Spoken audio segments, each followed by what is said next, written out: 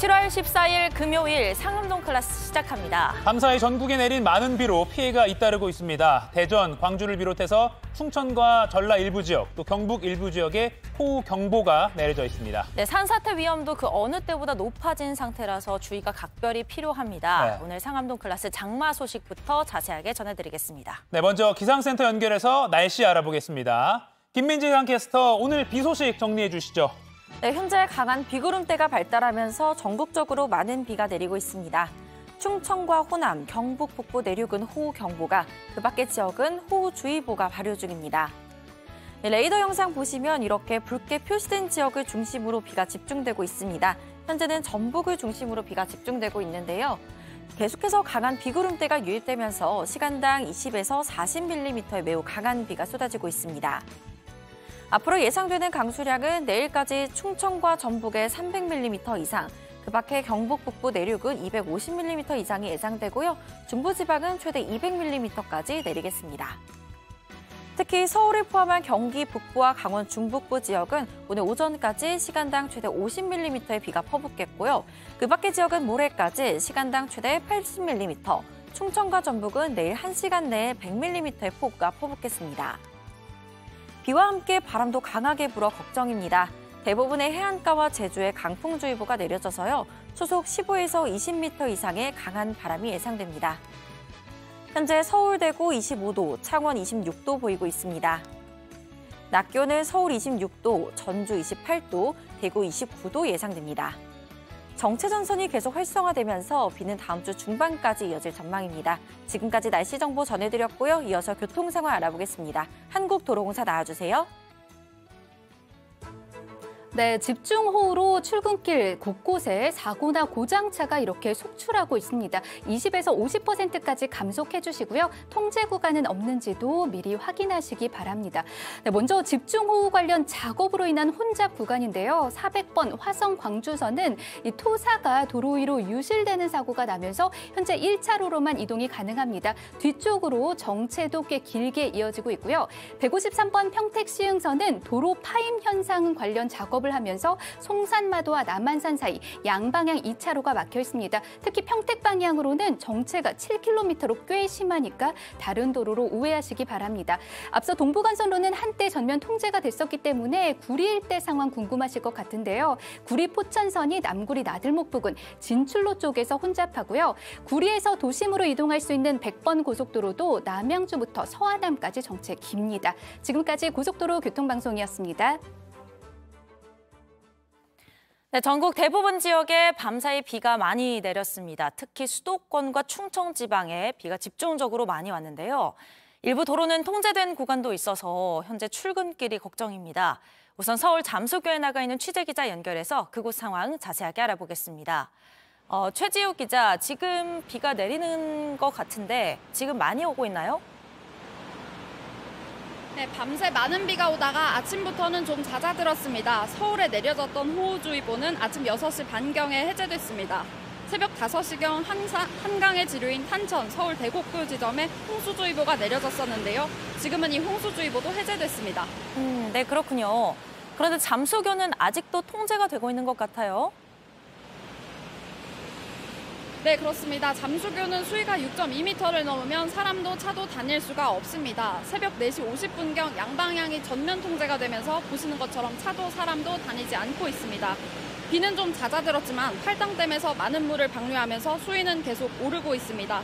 지금은 7m가 넘었는데요. 현재 다리 위까지 물이 들어와 있습니다. 한강변에 세워둔 자전거와 벤치까지 잠겼습니다. 네, 잠수교는 도로가 통제된 만큼 출근하시는 분들 우회하셔야겠습니다. 또 통제가 된 도로가 있을까요? 교통 상황 어떻습니까? 네, 서울 노들로 여의상류 IC에서 여의교 남단 방향 도로도 전면 통제돼 있습니다. 양재천로도 차가 다닐 수 없습니다. 이 부근 도로는 다소 혼잡한 모습입니다. 평소 이 길로 출근하셨던 시민분들은 참고하셔야겠습니다. 다만 통제됐던 일부 도로는 빗줄기가 가늘어지면서 다시 통행할 수 있게 됐습니다. 중랑천 수위가 낮아지면서 서울 동부간선도로에 통행이 재개됐습니다.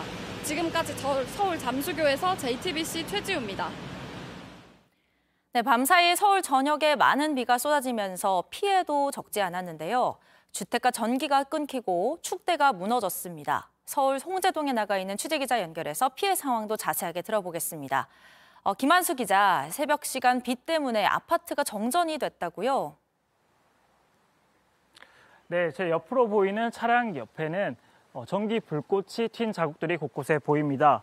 바로 오늘 새벽 이곳 서울 홍제동의 아파트와 빌라 770여 세대에서 정전이 발생했기 때문입니다. 제 위에 보이는 고압선이 끊어졌기 때문입니다. 현재도 나뭇가지가 매달려 있는데요. 새벽 시간 강한 비바람에 지금 보이는 가로수가 쓰러져 고압선을 덮친 겁니다. 한전 측은 현재 복구 작업이 대부분 마무리됐다고 설명했습니다. 네, 복구 작업은 마무리가 되어가는 상황이네요. 또 다른 피해는 없었나요? 네, 어제 오후 6시 30분쯤에도 서울 서대문구 한 주택가에서 도로를 받치고 있는 축대의 돌들이 바닥으로 쏟아졌습니다. 이때 흘러내린 토사와 바위가 주택가 담장을 덮치고 또 주택가까지 덮쳤습니다.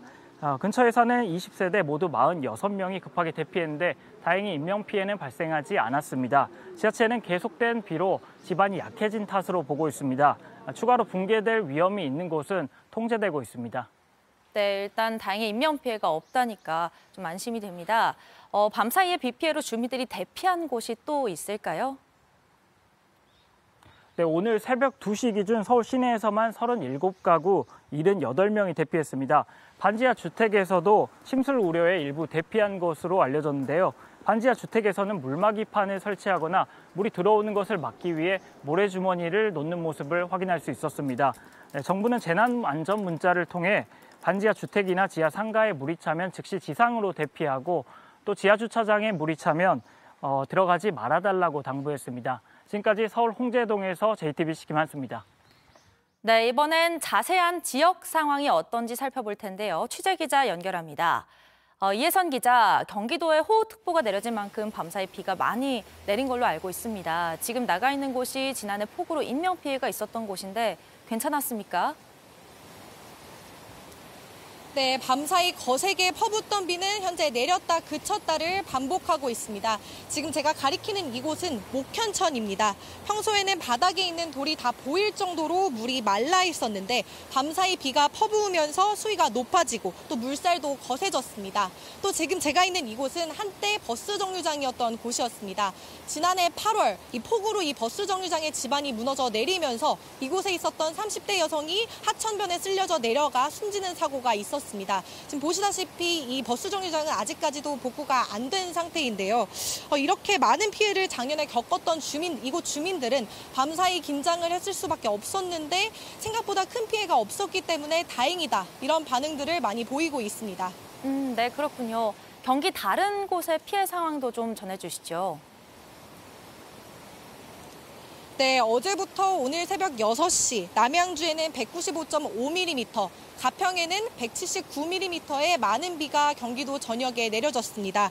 성남시 주택 담벼락이 무너지고 또 안양시 한천변 산책로가 침수되는 등 피해가 잇따랐습니다. 이렇게 날이 밝아 접수가 시작되면 더 많은 피해가 모일 것으로 보이는데요.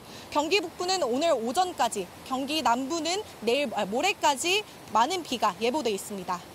네, 방금 남부 얘기도 하셨지만 오늘부터는 정체전선이 다시 남하한다고 하더라고요. 아래로 내려갈 텐데 그렇게 되면 충청과 전북이 영향을 받게 되겠죠?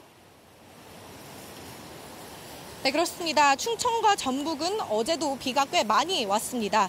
159mm의 비가 내린 군산에서는 골목에 물이 차 주택 안까지 피해가 왔었고요. 전주에서는 비바람에 나무가 쓰러지는 일도 있었습니다. 앞으로 비가 더 내릴 것이 걱정인데요. 전국 곳곳에 호우특보가 내려진 가운데 오늘 내일 많게는 300mm의 많은 비가 또 예보돼 있기 때문에 또 걱정입니다. 충청과 전북 주민들은 내일까지는 또 이렇게 긴장을 하셔야겠습니다. 이어진 비로 전국 대부분 지역이 산사태 위기 심각 단계인데요. 취약 지역에 계신 분들은 재난 문자를 계속 확인하셔야겠습니다. 지금까지 경기 광주 목현동에서 JTBC 이혜선입니다. 전국 곳곳에 피해가 잇따르면서 저희 JTBC로 많은 시청자분들께서 제보를 또 해주셨습니다. 영상으로 살펴보겠습니다. 대전에선 어젯밤 11시 20분쯤 고속도로를 달리던 승합차가 빗길에 미끄러지는 사고가 있었습니다. 차량은 가드레일 넘어 풀숲에서 멈췄고 지금 심하게 부서지고 차창이 깨진 모습이 보입니다. 네, 오늘 새벽 3시 30분쯤 안양천 안일교 주변 모습인데요. 평소엔 새벽부터 주민분들이 다니시는 산책로에 이렇게 흙탕물이 흘러 넘쳤습니다. 네, 그리고 주택가 누수 피해도 잇따랐습니다. 경기도 화성시의 한 주택에서는 천장에서 빗물이 뚝뚝 떨어지고 또 바닥에 물이 차올랐다고 합니다. 손등 정도까지 물이 차올랐다고 하고요.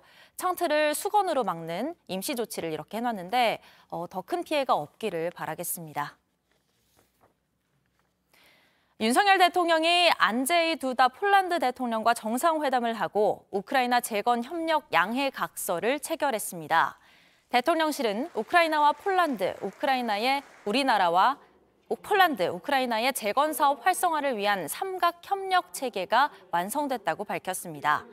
아직 전쟁이 끝나지 않은 상황임에도 현재 우리 정부와 민간 기업들이 추진하고 있는 재건 사업 규모는 520억 달러, 66조 원에 이르는 걸로 파악이 되고 있습니다.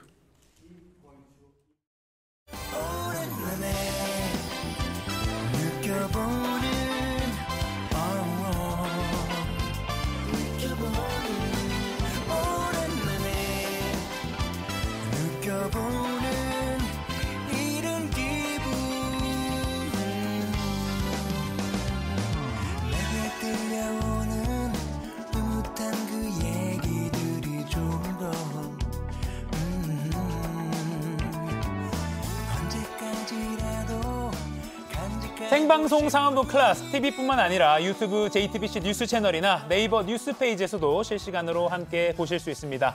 국내의 뉴스 더 살펴보겠습니다. 도시락 이슈 이도성 기자, 월드클래스 이용주 캐스터 나왔습니다. 안녕하세요. 안녕하세요. 네, 안녕하세요.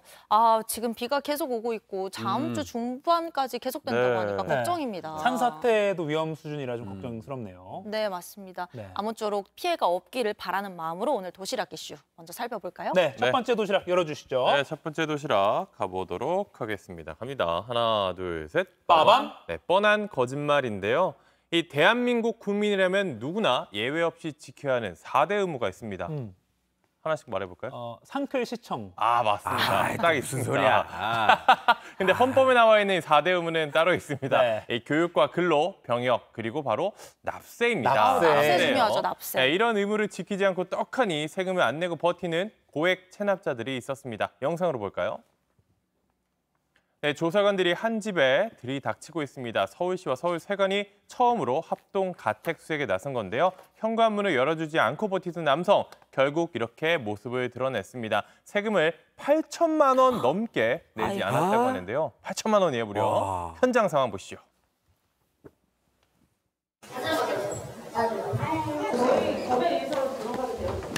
지금 세금도 못 내가지고 진짜 이혼할 수 있어요. 그럼 다음엔 안 나와요? 아니 선생님이 납부하시면 안 나오죠. 아니 만약에 내가 일을 안 돼가지고 늦어져가지고. 네, 뭐 돈이 없어서 이혼할 지경이다 뭐 이렇게까지 말을 했는데 옷방 문을 여니까 로고들 보세요. 뭐야? 저는 하나도 없는데 값비싼 물건들이 막 쏟아져 나옵니다. 현금 뭉치와 외화, 상품권도 발견이 됐습니다. 이게 사업을 하다가 이게 현금인 거죠, 저게? 네, 저게 다 사업을 하다 망했다라고 말하는 분 집에서 나온 것들입니다. 아니 뭐 저것만 다 팔아도 저게 다 얼마겠습니까? 그러니까 정말 돈이 없어서 세금 안 내는 게 아니라 내기 싫어서 안 내는 것 같은데요. 그러니까 낼 마음이 없었죠. 낼 능력이 없다기보다는 낼 마음이 없었던 거겠죠. 할 말은 많지만 하지 않겠습니다. 네, 다른 장소도 한번 가볼까요? 네. 이 남성은 무려 22억 원이나 22만 원도 아니에요. 220만 원 아니고 2,200만 원, 2억 2천만 원도 아니고 22억이나 체납을 했습니다. 그러니까 22억에 대한 납세가 아니라 아니요. 22억을 안 낸 돈이 안 냈다고요? 22억 원이라고 합니다. 어머나. 네, 부부 공동 소유였던 아파트를 부인에게 넘겼는데요. 본인 명의 재산은 거의 없었다고 해요. 이게 세금을 내지 않으려는 전형적인 수법이죠. 실거주 여부를 확인하고 집 안으로 들어갔더니 막 구석구석에다 뭐가 나와요. 네, 금반지도 나오고 목걸이, 팔찌 등 뭐 귀금속 쏟아져 나왔는데 그리고 꽤 비싼 저는 아직 마셔보지도 못한 최고급 양주까지 발견됐습니다. 이날 발견된 것들은 모두 압류 조치됐는데요. 그 체납한 세금액에는 한참 모자라긴 합니다. 네, 이 고액 체납자들 공통점이 집에 명품도 가득하고 고급 양주까지 있어요. 저것만 팔아도 낼 수 있는데 왜 내야 할 세금을 안 내는 건지 이해가 안 됩니다. 그러니까 그 마음이 내기 싫은가 본데요. 그럼 안 내는데 꼭 이렇게까지 찾아내야 하는 건지 모르겠습니다. 네. 한 고액 체납자는 문을 열어달라고 요구했더니 밀린 세금 중 일부인 1,600만 원을 바로 냈대요. 아니 낼 수 있어요. 그런데 안 하는 겁니다. 이렇게나 빨리 낼 수 있었습니다. 나머지 금액도 나눠서 내겠다면서 계획서를 제출했다는데요. 이번에 압류한 재산은 공매로 처분해서 밀린 세금을 내는 데 쓰이는데요. 서울시와 서울세관은 정보를 공유하고 밀린 세금을 적극적으로 징수하겠다고 밝혔습니다. 야, 그 비양심적인 고액 체납자라는 용어가 사실 어떻게 보면 이제 딱 틀에 박힐 정도로 네. 정말 양심 없는 행동 중에 정말 대표적인 게 세금 안 내는 맞아. 거잖아요. 그러니까 지자체랑 관세청이 좀 더 힘을 합쳐서 마지막까지 계속 좀 추적을 잘 해줬으면 저희라고 좋겠습니다. 돈이 많아서 세금 다 내는 거 아니에요? 그러니까요. 아니 그 세금을 22억을 체납을 했으면 상식적으로 우리가 계산해 볼 때 최소한 100억 이상 벌었다는 거예요. 100억 이상 있는 사람들이 세금을 이렇게 안 내고 나만 내고 나만 거지되고 말이야. 이게 말이 됩니까? 네. 아직 조사가 되기 전이더라도 찔리는 분들 지금 바로 신고해 주세요. 자진납세해야죠, 자진납세. 분노를 좀 가라앉히고. 예. 자, 도시락도 열어주시죠. 네, 두 번째 것 가보겠습니다. 하나, 둘, 셋. 빠밤. 네, 띵동에 속았다인데요. 띵동이 맞는 표현이긴 한데 제가 띵동이라고 해봤습니다. 네. 아주 황당한 신종 사기 사건이 벌어졌습니다. 상크리 분들도 눈여겨서 좀 보셔야 할 사건 같은데요. 가게에서 옷을 산 사람이 카드 결제 대신 계좌 이체를 하겠다고 했습니다. 띵동 소리가 나길래 입금이 된 줄 알았는데 그게 아니었던 거예요. 영상 보면서 말씀드리겠습니다. 네, 한 옷가게에 여성 2명이 들어와서 둘러보고 있어요. 자켓을 입어본 여성 저번에게 건네는데 이미 골라놓은 옷 3벌을 사겠다고 했습니다. 이 옷값이 15만 5천 원이었는데 카드로 계산하지 않고 직접 계좌로 돈을 보내겠다고 했습니다. 네. 옷을 포장하는 동안 손님 휴대전화에서 울린 송금 알림음을 들은 주인이 별다른 의심하지 못했는데요. 인터뷰 들어볼까요?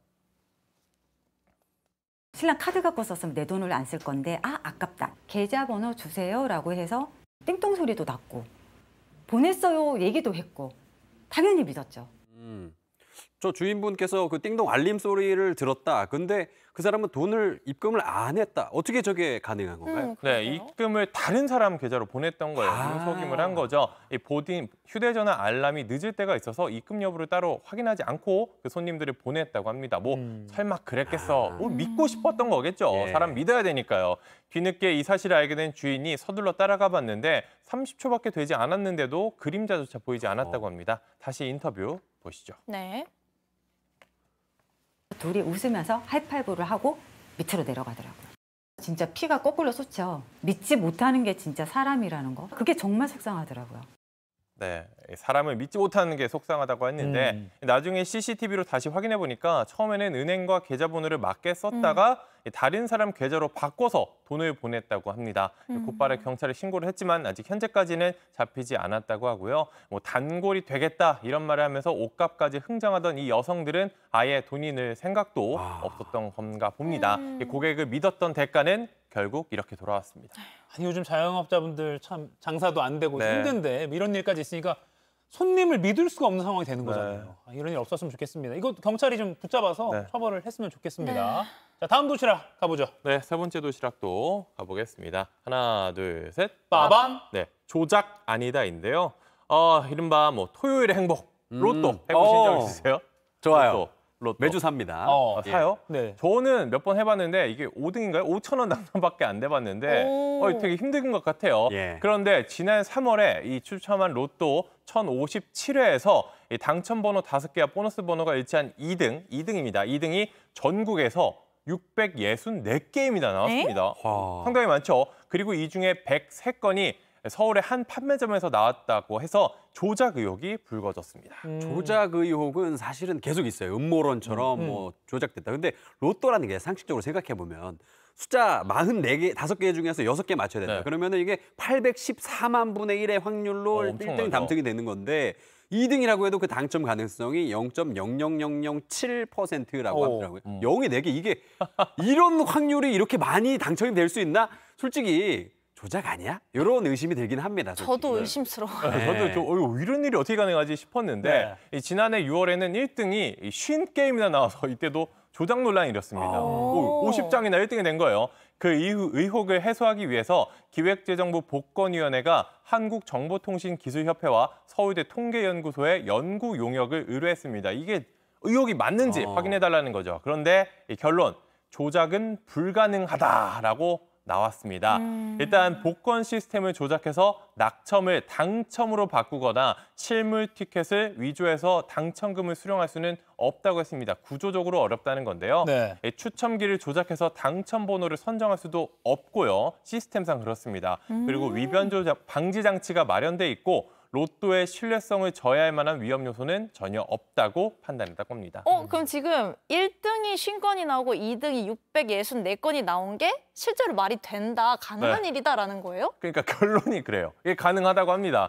이게 지난 2015년부터 지난해 3월까지 모두 429회 이 회차를 모두 분석했다고 하는데요. 여러 번 당첨된 번호 조합이 나올 확률을 계산했는데 이런 일이 확률과 통계학적으로 충분히 가능하다는 겁니다. 과학적으로 그렇다는 건데 전체 구매량이 늘었는데 총 구매량의 3분의 1이 수동 구매라고 해요. 번호로 찍는 거죠, 직접. 그래서 같은 번호로 여러 장을 구매할 수 있기 때문에 당첨자가 많아 보인다. 뭐 이런 결론도 있었습니다. 2등에 당첨된 그 664건이라고 했잖아요. 이 가운데 609건 대부분이죠. 이게 다 수동이었대요. 그러니까 여러 번호를 똑같이 찍은 거죠.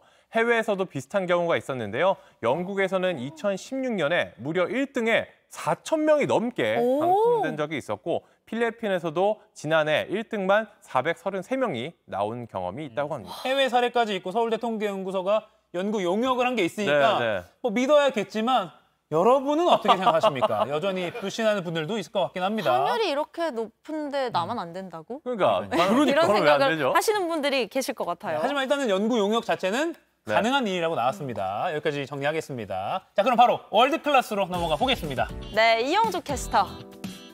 네, 월드클래스 시작하겠습니다. 자, 음악 주세요.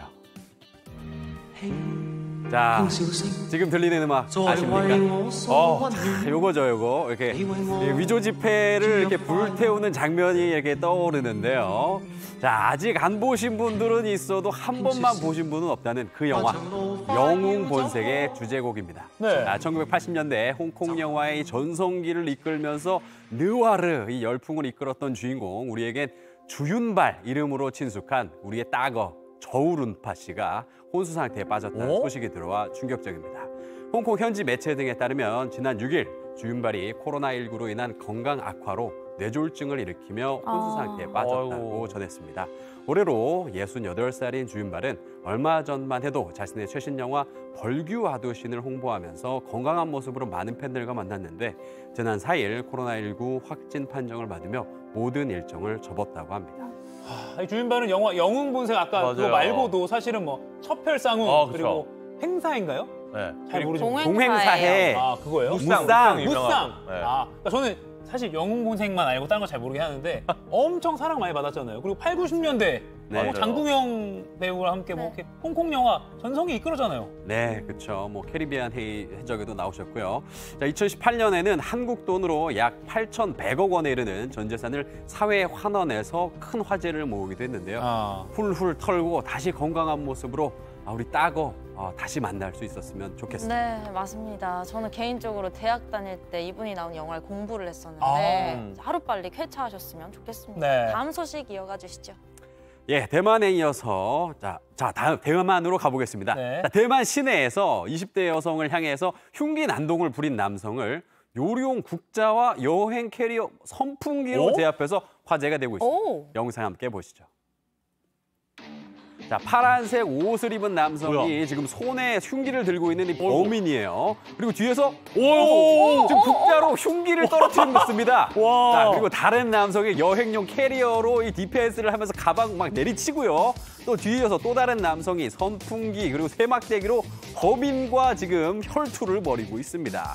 자, 이 남성들 3명은 아버지와 아들 부자지간이라고 하더라고요. 용감한 부자인데 아니 도심에서 어쩌다 저런 일이 벌어진 거예요? 흉기 난동이라뇨? 예, 현지 매체에 따르면요. 9일 오후 12시 20분쯤에 타이동시 거리에서 범인인 이 50대 장모 씨가 26살 여성을 15cm의 칼로 찌르는 이 사건이 벌어졌는데요. 현재까지 알려진 바로는 무차별 범행인 것으로 전해지고 있습니다. 범행 현장 근처에서 때마침 차량 대기를 하고 있던 이 허씨 산부자가 여성의 비명을 들었고 아버지가 차에 있던 철제 국자를 집어들고 먼저 내리고 아들 2명도 함께 따라 내리면서 이런 사태가 일어났다고 합니다. 아니 근데 차에 국자가 있었다는 게 네. 중국집 사장님이었을까요? 네, 뭐 소림사 출신이었을 수도 있겠죠. 자, 가방은 이 여성이 들고 있었던 캐리어였고요. 막내 아들이 휘둘렀던 선풍기는 길가에 세워뒀던 것이라고 하는데요. 무엇보다 다행인 것은 더 이상의 피해가 없이 범인이 제압됐고 또 경찰에 인계가 됐다는 것이죠. 아유. 피해 여성은 다행히도 생명에는 지장이 없는 것으로 전해졌습니다. 경찰은 범인을 살인미수 혐의로 체포해서 조사 중에 있습니다. 자, 다음 소식입니다. 비가 집중적으로 많이 내리면 집에 물이 차는 것도 주의를 해야지만 또 조심해야 할 게 있는데요. 아찔한 사고가 발생한 캄보디아로 가보시죠. 자, 가족이 집안에서 놀고 있습니다. 아이들도 보이고요. 평안한 오후인 것 같아요. 근데 갑자기 분위기가 이상해집니다. 난데없이 들려오는 구구궁 막 이런 소리에 다들 깜짝 놀라서 밖으로 뛰어나가는데요. 근데 보행기 탄 아기를 깜빡했어요. 빨리 데려가야 됩니다. 자, 아기를 데려가자마자 이렇게 엄마가 데려가자마자 이렇게 와르르 천장에 무너져 내립니다. 캄보디아의 수도 푸놈펜에서 일어난 일인데요. 주택의 배수와 방습 시스템이 미흡한 데다가 최근 내린 집중호우로 북에 타격을 받은 게 원인으로 보입니다. 마른 하늘에 날벼락이 뭐 이런 건가 싶구나 싶죠. 그래도 다친 사람은 하나도 없었다고 하니까 정말 천만다행입니다. 네. 와.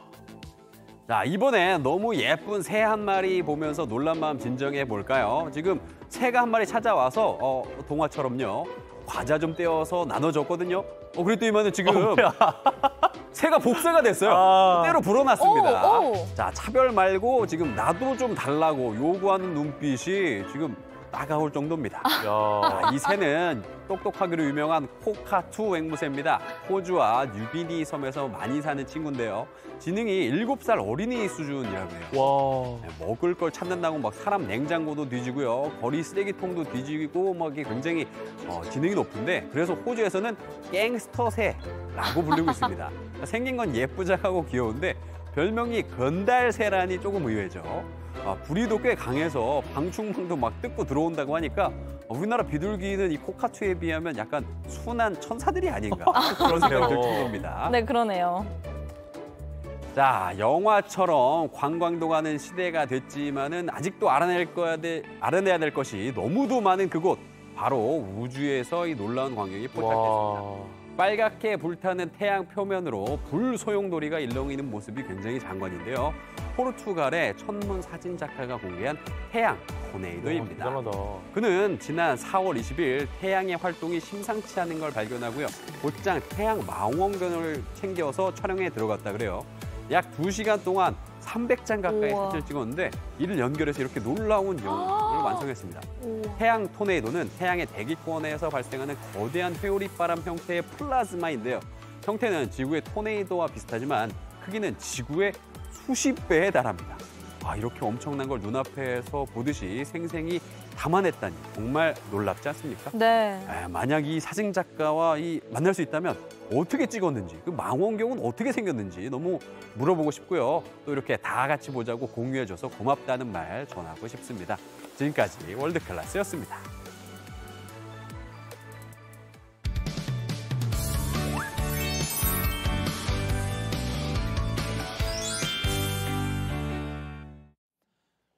네, 지금 시각 8시 28분입니다. 저 같은 경알못, 경제를 잘 알지 못하는 사람을 위한 당장 내 돈이 되는 지식, 머니클래스. 오늘의 키워드 먼저 보시죠. 고물가 시대, 통신비 최대로 아끼는 방법.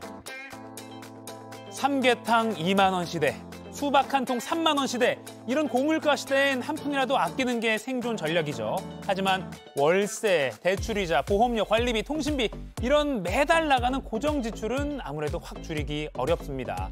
하지만 이 중에서 의외로 가장 줄이기 쉬운 게 있었으니 바로 통신비입니다. 나에게 맞는 요금제만 잘 선택해도 한 달에 몇만 원 바로 아낄 수 있다는데요. 전문가와 함께 그 방법 알아보겠습니다.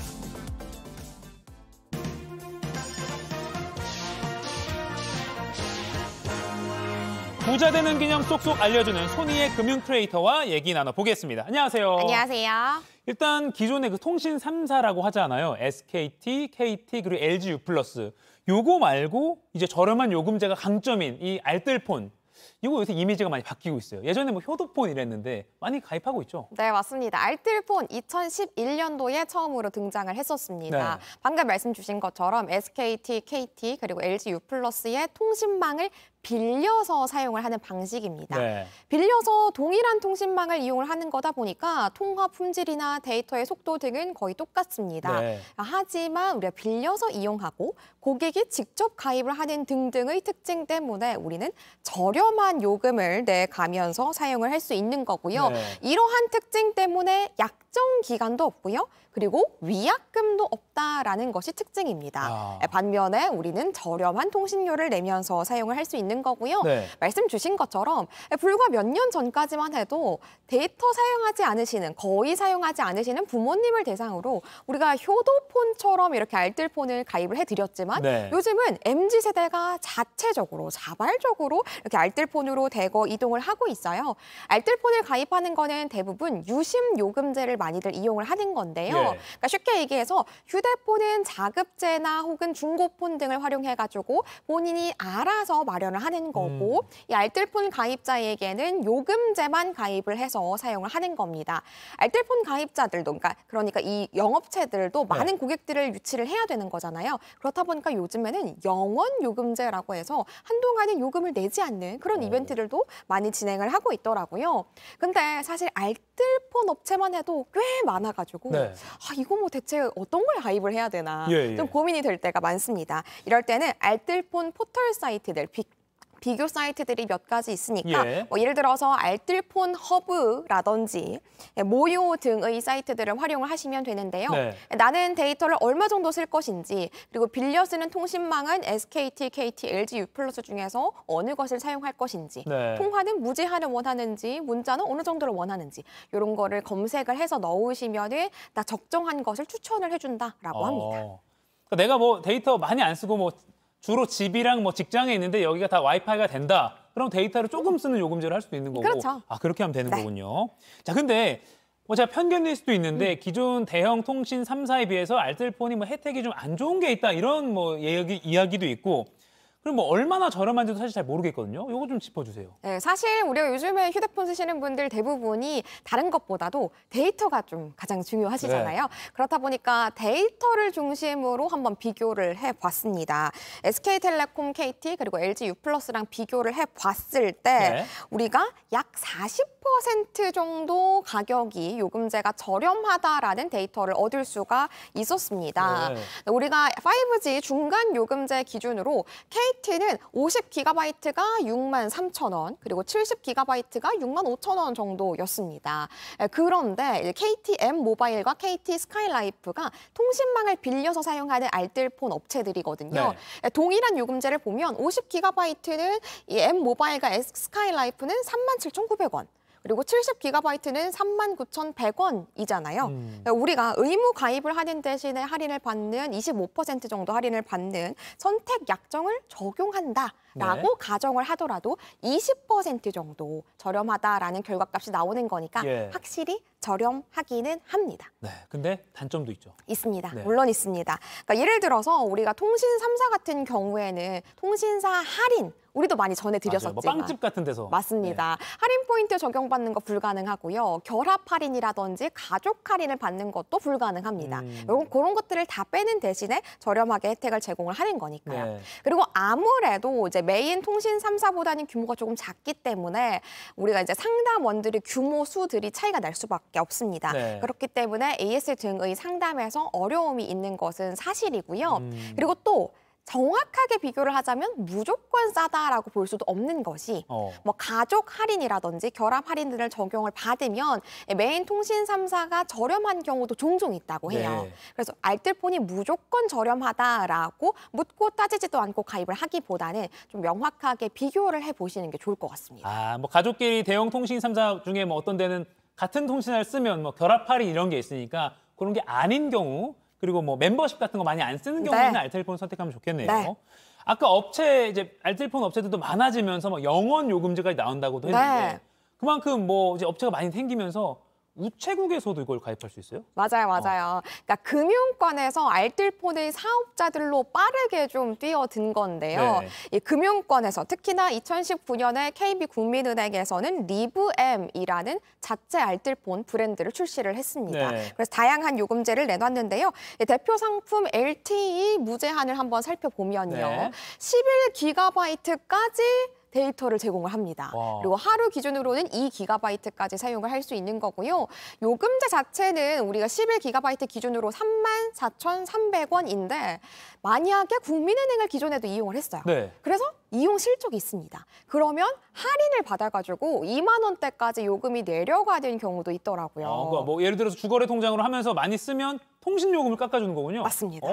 그 외에도 신한은행과 하나은행에서도 알뜰폰 사업에 뛰어들었는데요. 이 기가바이트, 그러니까 데이터 자체는 조금 적습니다만 네. 요금제 자체가 10,000원대입니다. 그리고 하나은행 역시 7GB에 10,000원대의 요금제를 내놨는데요. 특히 지금 하나은행 같은 경우에는 이제 영원, 무려 초기 7개월 동안에는 요금을 내지 않도록 예. 이렇게 이벤트를 또 진행을 하고 있더라고요. 7개월을 무료로? 맞습니다. 야. 그래서 많은 분들이 좀 주목을 하고 계신 것 같고요. 그리고 토스에서도 지난 1월에 토스 모바일이라고 알뜰폰 사업자로 뛰어들어서 새로운 브랜드를 내놨습니다.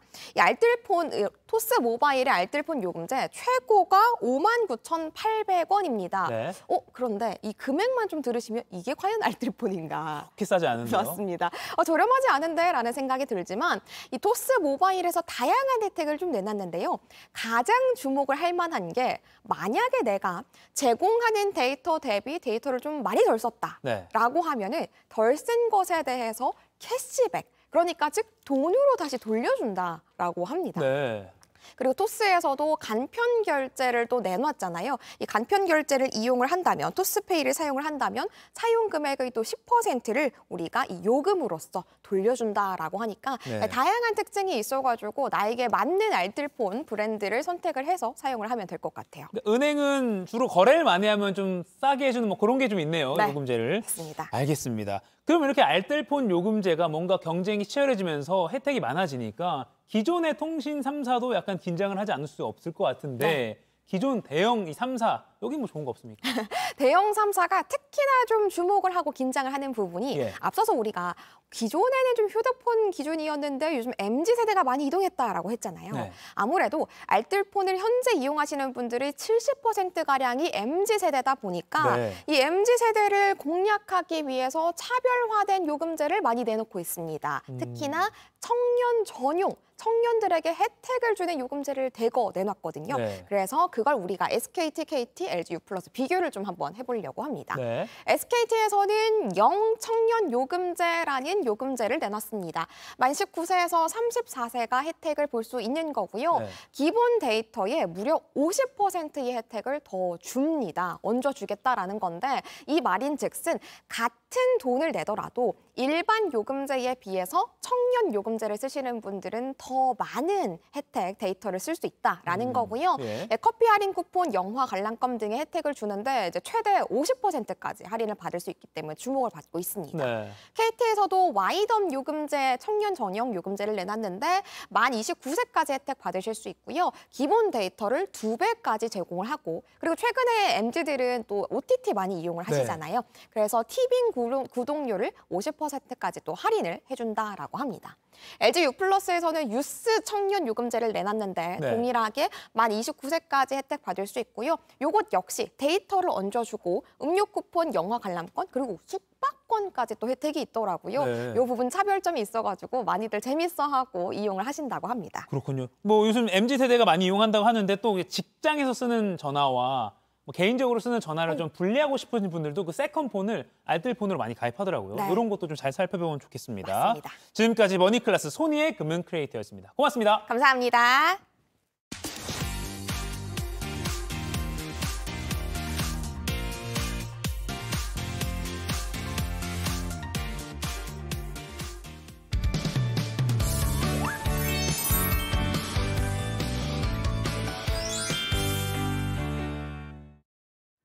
상클 라이프 시작합니다. 장마철 더위와 습도 때문에 불쾌감이 높아진 계절이죠. 맞습니다. 그리고 계절성 우울증을 호소하는 경우도 있을 정도라고 하는데요. 그래서 오늘은 이 장마철을 무사히 잘 넘기고 나서 갈만한 곳들 아름다운 영상으로 미리 소개해드리겠습니다. 여행 길잡이가 되어주실 분 영상으로 먼저 만나보겠습니다.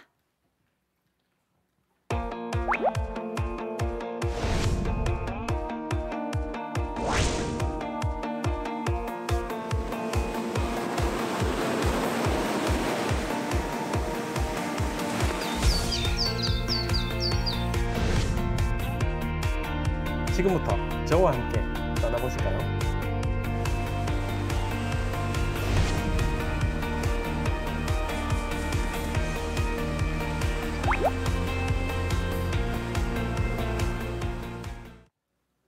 네, 대한민국 전국 방방곡곡을 아름다운 영상으로 담아내는 여행 작가이자 유튜버 킴스트래블 작가님 모셨습니다. 안녕하세요. 안녕하세요, 작가님. 오랜만에 뵙습니다. 한 달 만에 다시 뵙네요. 네, 오늘 오는데 비가 많이 오던가요? 어제 기차 타고 올라왔습니다. 미리 올라오셨군요. 진짜요? 네. 장마철이라 그런지 예, 작가님의 영상으로 담아오신 청량한 풍경이 참 눈에 들어오더라고요. 네, 많은 오늘은 분들에게도. 특별히 또 더 좋은 곳입니다. 네. 위로가 될 진짜요? 것 같습니다. 네, 맞습니다. 오늘 떠나볼 곳이 어딘가요? 오늘은 태백과 삼척 구간을 제가 소개해드릴 건데요. 네. 여기가 원래는 그 강원도에서 강원 네이처로드라고 해서 강원도의 아름다운 산과 광, 바다를 이렇게 아름다운 드라이브 코스로 엮어서 이렇게 브랜딩해서 만들어 놓은 코스가 있는데 그중에 5코스 구간이라고 보시면 되겠습니다. 그러니까 5번째 코스. 맞습니다. 그렇군요. 그러면 태백부터 가볼 텐데 어디부터 태백 가볼까요? 태백에서 처음 들를 곳은 구문소라는 곳입니다. 구문소. 네, 구문소가 원래 구멍소에서 이제 이름이 이제 구문소로 바뀌었다고 보시면 될 것 같아요. 네. 보시면 이제 구멍이 뚫려 있죠. 이 예. 차가 지나다니고 그 옆에 이제 구멍이 뚫려 있는데 이 강이 산을 뚫고 흐르는 이제 우리나라에서 유일한 곳이라고 보면 될 것 같고 예로부터 강은 산을 넘을 수 없고 산은 강을 건널 수 없다라는 말이 있었어요. 근데 유일하게 그 자연의 섭리를 깨는 곳이 바로 구문소라고 할 수 있습니다. 구문소. 지형이 어쩌다 저렇게 됐을까요? 저기가 신생대부터 이제 생겼다고 하는데 독특한 지질 구조를 가지고 있어서 옆에 보시면 다양한 이제 그 지층 구조와 그다음에 화석도 만날 수 있는 곳이 바로 구문소라고 볼 수 있겠습니다. 저게 차들이 지나다니는 저기도 자연적으로 생긴 그런 돌문인가요? 저기 이제 강이 지나가는 저 굴은 자연적으로 생긴 굴이고요. 차가 지나가는 굴은 일제강점기 때 이제 석탄을 나르기 위한 수송 도로로 구멍을 뚫었다고 보시면 됩니다. 인공적으로 뚫은 지금은 차만 다니고 있고요. 저쪽으로 사람은 다니시면 안 됩니다. 그래서 굉장히 위험한데 대부분 사진 촬영하신다고 구멍 쪽으로 많이 다니시거든요. 위험하게 절대 저 구멍은 이용하시지 마시고 차를 타고 이동하시면 저쪽 반대편에도 주차장이 있고 이쪽에도 주차장이 있습니다. 그리고 신선들이 무릉도원으로 들어가는 문이라는 그런 이야기도 있으니까 정말 아름다운 구간이니까 꼭 한번 가보시길 바랍니다. 여기를 통과하면 드디어 무릉도원으로 가는 거군요. 맞습니다. 네. 좋습니다. 맞는지 아닌지 현장 가서 확인해봐야 되겠지만 네, 신비한 그런 사연이 있군요.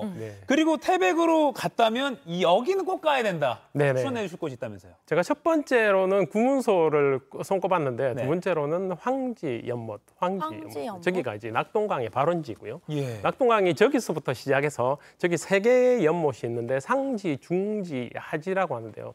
저 보시면 저 연못 중간에 물이 이렇게 올라오는 저 보이시죠? 그 용출되는 용출수입니다. 그러니까 땅에서 올라오는 물이 고여서 시작돼서 약 1300리를 흘러서 이제 남해까지 흘러 들어오는 낙동강의 우와. 발원지라고 할 수 있습니다. 그래서 그런 엄청난 의미가 있기 때문에 꼭 한번 찾아가 보시길 바라고요. 낙동강이 시작되는 곳은 저기고요. 네. 낙동강이 끝나는 곳은 이제 다대포라고 많이 들어보셨죠. 얼숙도. 다대포 여기 부산 쪽에 있습니다. 그쪽으로 이제 저쪽 물이 저기서 시작되어서 부산까지 내려온다고 보시면 될 것 같습니다. 와, 아니 사실 근원이 되는 연못이라고 해가지고 되게 큰 연못일 줄 알았는데 되게 대단할 줄 알았는데. 그 작고 귀여운 연못이에요. 너무 반경이 한 신기합니다. 100여 미터 정도 되고요. 연못이 크고 작은 연못이 3개가 이렇게 이루어져 있습니다. 와, 황지 연못. 네, 또 다음은 어디로 가볼까요? 다음은 이번 코스는 다 좋은 코스인데요. 지금 소개해드릴 코스도 특별히 좋은 곳인데 미인폭포라는 곳입니다. 미인폭포가 여기도 이제 독특한 지질 구조를 가지고 있어서 역암층으로 이루어져 있는데 역암층이 퇴적층으로 이루어진 돌이거든요. 네. 그래서 보시면 마치 지질 구조가 그랜드 캐년과 비슷하다고 해서 한국의 그랜드 캐년으로 불리는 곳이고요. 여기 미인폭포가 이렇게 쫙 떨어지는데 저기 물 색깔이 또 옥빛색이에요. 그래서 굉장히 아름다운 폭포로 손꼽는 곳인데 지금은 각종 SNS에서 핫플로 꼽히는 곳입니다. 굉장히 멋지죠. 아까 이제 태백에서 미인폭포는 삼척이군요. 삼척으로 맞습니다. 넘어와서 미인폭포. 네. 와, 물 색깔이 옥빛 진짜. 네네네. 위쪽에 석회암 이제 지질층이 있어서 물 색깔이 좀 옥빛을 띠고 있습니다. 지금 드론으로 이렇게 싹 안으로 들어갔는데 실제로 걸어서 가면 얼마나 걸어 들어가야 돼요?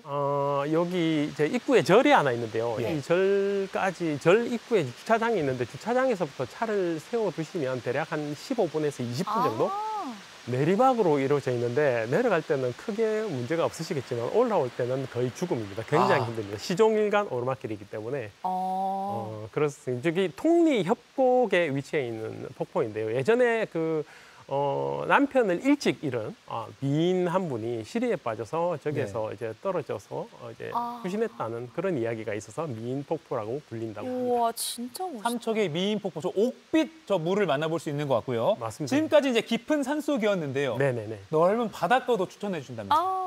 네, 이번 여행의 슬로건이 깊은 산길을 지나서 푸른 바다를 만나는 풍경이거든요. 그래서 이제 바다를 만나는 풍경은 장황입니다. 여기 삼척이고요. 삼척에 딱 도달하시면 이제 아름다운 바다가 시작되는데 그 바다의 시작은 이 장황에서부터 여시면 될 것 같습니다. 와, 한국의 나폴리라고 불리잖아요. 맞습니다. 예, 저기 항이 굉장히 작고 아담하고 아름다워서 한국의 나폴리로 불리는 곳이고요.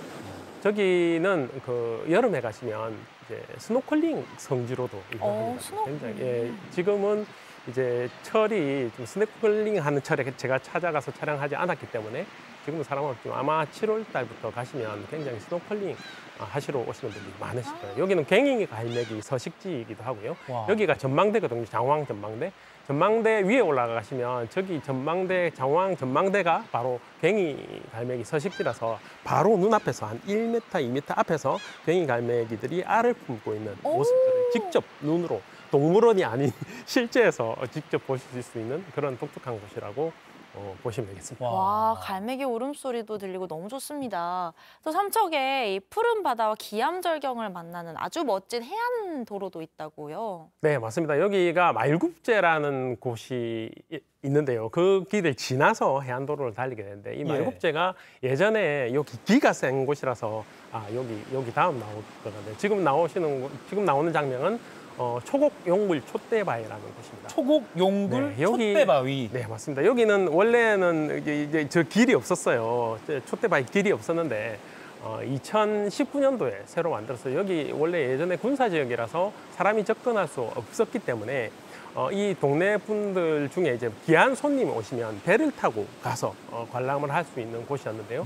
지금은 이제 길이 놓여져 있어서 직접 보실 수가 있는데 촛대바위가 정말 아름다운 삼척에서 가장 아름다운 해안 절경을 바로 가까이서 만날 수 있는 대표적인 장소라고 합니다. 지금 가운데 솟은 게 촛대바위인 거죠? 맞습니다. 촛대바위가 삼척에 원래 삼척 촛대바위라고 해가지고 애국가 첫 장면에 나오는 촛대바위 있잖아요. 거기가 지금 원래 행정구역상으로는 동해시예요. 근데 삼척 해수욕장에 있어서 근처에 있어서 삼척 촛대바위를 하는데 그것보다 더 아름다운 곳이 바로 이곳인데 여기는 원래 사람이 접근할 수 없었지만 지금은 바로 가셔서 보실 수 있는 아주 아름다운 곳입니다. 저 동굴이 용굴이에요. 예전에 용이 살았다는 동굴이기 때문에 저 동굴 때문에 이 길 이름이 초곡용굴 촛대바위 길이 됐습니다. 저 절벽을 따라서 지금 해안 산책로가 쭉 조성이 돼 있는데 네네. 저거는 어느 정도 걸려요? 한 500여 미터 정도 되고요. 한 15분 왕복하시는데 사진도 찍고 다 둘러보시는데 40분에서 1시간 정도면 충분해요. 저기가 보통 야간에는 못 들어가잖아요. 그렇죠? 맞습니다. 원래 군사 지역이었고 지금도 조금 뭐 있어가지고 네. 6시 이후에는 들어가실 수가 있고 아침에도 이른 아침에는 들어가실 수가 없습니다. 그러니까 좀 안전하게 점심 드시고 가서 좀 여유롭게 한 다음에 좀 일찌감치 나오시면 될 것 같네요. 촛대바위도 구경할 수 있고요. 자, 마지막으로 차를 타고 드라이브 코스 또 삼척에서 꼽아주신다면. 네네, 새천년 해안도로라는 곳입니다. 새천년 해안도로가 여기도 원래는 이제 이 길이 없었던 곳인데 2020년도에 새천년을 기념해서 길을 만들기 시작해서 지금 이제 개통을 했습니다. 2000년도에. 2000년이죠. 그렇죠? 2000년도에 개통을 했는데 해안 삼척에서 가장 아름다운 해안 전망을 자랑하는 곳에 이 도로를 놓는 바람에 드라이브 길 자체가 정말 그림같이 아름답습니다. 진짜 예뻐요. 중간중간에 차를 세워놓고 와 할 정도의 감탄사를 이렇게 자아낼 정도의 아름다운 풍경을 만날 수 있는 곳인데요. 지금은 드론으로 촬영했지만 드론이 아닌 직접 운전을 하면서 오른쪽으로 이제 보시면서 운전을 하셔도 정말 아름다운 드라이브 코스라고. 그리고 거기도 옥빛이에요, 바다가 아까 보니까. 너무 예쁘죠, 색깔이. 맞습니다. 동해 바다가 왠지 좀 옥빛이 많더라고요. 이게 끝에 가시면 제가 좀 전에 말씀드렸던 원래 촛대바위를 만나실 수 있습니다. 이 촛대바위가 이 길 끝에서 바로 만날 수 있으니까 함께 돌아보시면 될 것 같습니다. 네, 오늘은 드라이브하면서 즐길 수 있는 강원도 태백과 삼척의 아름다운 풍경들 만나봤습니다. 비 피해 없이 잘 보내신 다음에 일정 짜셔서 여기 꼭 방문해 보시면 좋겠습니다. 네. 킴스트래블 작가님 고맙습니다. 고맙습니다. 감사합니다.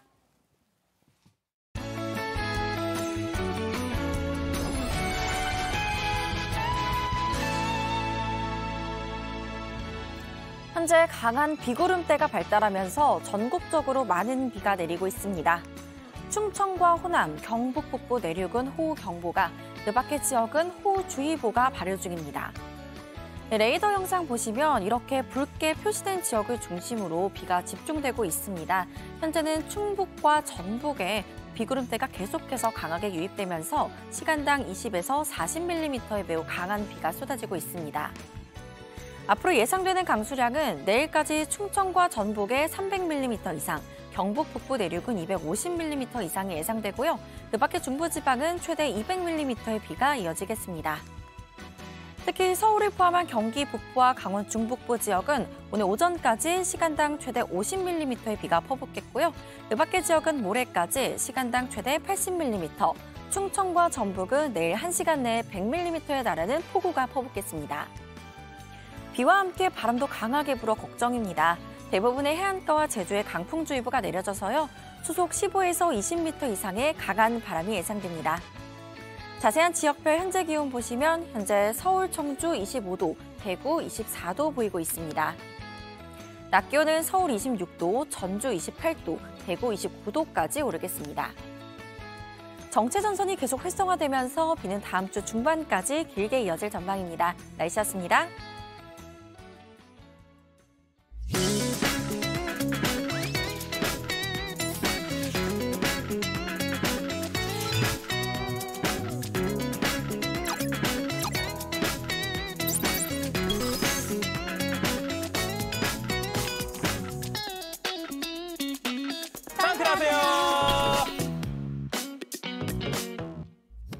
네, 지금 수도권은 비가 좀 잠잠하고 또 충청, 전라 지역이 다시 거세지고 있습니다. 앞으로 일주일가량 정체전선이 계속 중부와 남부지방을 오르내릴 거로 그렇게 보입니다. 네, 산사태 위기경보도 가장 높은 심각 단계인 곳이 많아서 걱정인데요.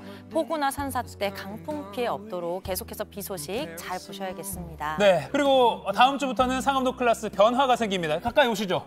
네. 월요일부터 매일 아침 8시가 아니라요. 매일 오전 10시에 2시간 늦게 더 편안하게 찾아뵙겠습니다. 네, 그동안 상클이 여러분과 함께했던 저희 상클 구성원, 상클 오남매 구성에도 변화가 생기는데요. 김민지 기상캐스터, 또 도시락 이슈 이도성 기자, 월드클래스 이용주 캐스터가 오늘 작별 인사를 드립니다. 네. 어떻게 변화하는지 잠시 후 유튜브로만 볼 수 있는 라이브죠. 상클 2교시에서 저희 5명이 다 함께 소식 전해드리겠습니다. 네, 지금 바로 유튜브 JTBC 뉴스 채널로 지금 들어와 주시고 댓글도 미리미리 많이 남겨주시기 바랍니다. 자, 오늘 마지막으로 다 같이 인사드릴까요? 네, 다음 주 월요일은 10시에 뵙고요. 자, 상암동 클래스 시청해주셔서 고맙습니다. 2교시에서 만나요. 비 조심하세요.